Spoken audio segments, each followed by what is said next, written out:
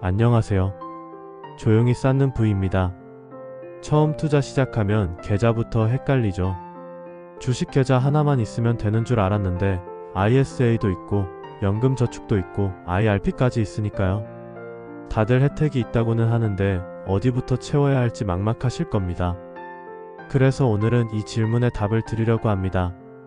ISA, 연금저축, IRP 어디부터 넣는 게 가장 현명한 선택일까요? 복잡해 보이지만 기준은 단순합니다. 세금 혜택이 얼마나 되는가, 그리고 돈을 얼마나 자유롭게 꺼낼 수 있는가. 이 두 가지만 기억하시면 됩니다. 먼저 이런 상황부터 생각해보세요. 앞으로 3년에서 5년 안에 큰돈 쓸 계획이 있으신가요? 집을 사거나 결혼을 하거나 자녀 교육비 같은 큰 지출이 있다면 연금계좌는 피하셔야 합니다. 연금계좌는 중도 인출하면 세금도 더 내야 하고 페널티도 크거든요. 이럴 때는 ISA가 답입니다. ISA는 쉽게 말해 세금이 줄어드는 종합투자계좌예요. 주식이나 ETF에 투자할 수 있고 필요하면 언제든 해지할 수 있습니다. 물론 중도 해지하면 세금 혜택이 줄지만 당장 돈이 필요할 때 막혀 있지는 않아요. 그래서 3년, 5년 안에 쓸 계획이 있는 자금은 ISA가 가장 유연합니다. 반대로 단기 지출 계획이 없다면 무조건 연금계좌부터 보셔야 합니다. 연금계좌에는 두 가지가 있어요. 연금저축과 IRP. 둘은 합쳐서 연 900만원까지 세액공제를 받을 수 있습니다. 세액공제라는 건 세금을 바로 깎아주는 거예요. 예를 들어 연봉이 5천만원인 직장인이 900만원을 넣으면 16.5%인 148만원을 세금에서 바로 돌려받습니다. 이건 투자 수익이 없어도 무조건 생기는 혜택이에요. 연봉이 5,500만원을 넘으면 공제율이 13.2%로 줄지만 그래도 118만원 정도 절세 효과가 있습니다. 투자 초보자분들이 가장 많이 놓치는 부분이 바로 이겁니다. 우리는 주식으로 10% 수익 내기도 어려운데 세금에서 확정적으로 100만원 넘게 아낄 수 있다면 이게 훨씬 먼저 챙겨야 할 부분이겠죠. 그래서 순서의 1번은 항상 연금저축과 IRP입니다. 연금계좌를 채우셨다면 그 다음은 ISA 차례예요. ISA의 첫 번째 장점은 손익을 합산해 세금을 계산해 준다는 점입니다. 일반 계좌에서는 이익 난 것도 세금 내고 손실 난 것도 세금 내는데 ISA 안에서는 이익과 손실을 합쳐서 세금을 계산합니다. 결국 세금이 줄어드는 거죠. 두 번째 장점은 비과세 한도입니다. 200만원까지는 세금을 아예 안 내고 서민농어민이라면 400만원까지 비과세예요. 그 이상은 9.9% 분리과세로 일반 세율보다 훨씬 낮습니다. 그리고 중요한 변화가 하나 더 있습니다. 2025년 7월부터 ISA 안에서 해외 ETF를 투자해도 만기시 외국세액 공제를 받을 수 있습니다. 예전에는 연금계좌에서만 가능했던 혜택이 ISA로 확대된 겁니다. 즉 ISA는 단기 자금도 대응 가능하고 세금 혜택도 챙길 수 있는 계좌예요. 마지막으로 생각해야 할 건 은퇴 이후입니다.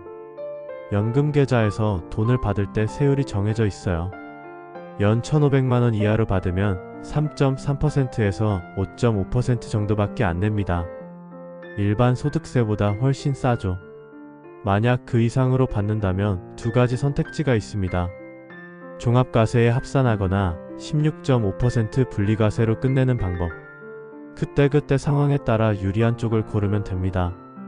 또 하나 기억할 건 나이가 많아질수록 세율이 더 낮아진다는 거예요.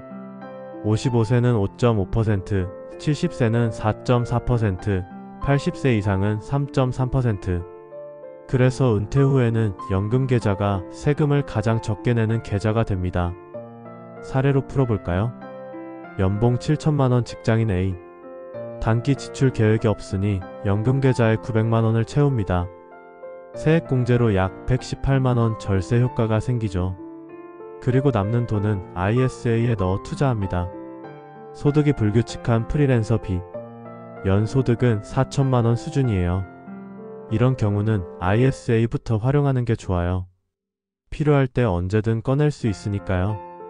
소득이 여유로워지면 연금계좌에 추가 납입해서 16.5% 세액공제를 챙깁니다. 은퇴를 앞둔 60세 시 생활비를 설계하면서 연금을 연 1,500만원 이하로 받으면 세율이 3.3에서 5.5%밖에 안 돼요. 생활비가 부족하면 ISA를 활용해 보충합니다. 주의할 점도 꼭 말씀드려야겠죠. IRP는 위험 자산을 70%까지만 담을 수 있습니다. ISA는 일반 200만원, 서민농어민은 400만원까지만 비과세고 초과분은 9.9% 분리과세입니다. ISA의 외국세 공제는 만기 때만 적용돼요. 중도 해지하면 못 받습니다. 그리고 ISA 만기금을 연금계좌로 옮기면 전환금의 10% 최대 300만원까지 세액공제를 추가로 받을 수 있습니다. 이제 전체 그림이 보이실 거예요. 순서는 단순합니다. 첫째, 연금계좌 900만원 세액공제부터 챙긴다. 둘째, ISA로 유연성을 챙긴다. 셋째, 은퇴 후에는 연금 수령액을 연 1,500만원 이하로 설계한다. 투자 초보자분들은 이렇게만 기억하시면 됩니다. 그리고 실행은 단순하게 가져가세요. 정한 날, 정한 금액, 정한 행동. 매달 꾸준히 넣는 것, 그게 가장 큰 힘입니다. 조용히 쌓는 부, 마음이 편안해지는 투자 이야기. 이 영상이 도움이 되셨다면 구독과 좋아요를 함께 해주세요. 여러분의 투자 여정에 작은 힘이 되겠습니다. 영상 내용은 정보 전달을 위한 일반적인 내용입니다. 특정 상품의 매수 매도를 권유하는 것은 아니에요.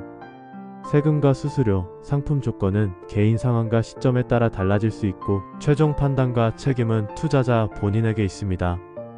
오늘도 조용히 쌓는 부와 함께 해주셔서 고맙습니다.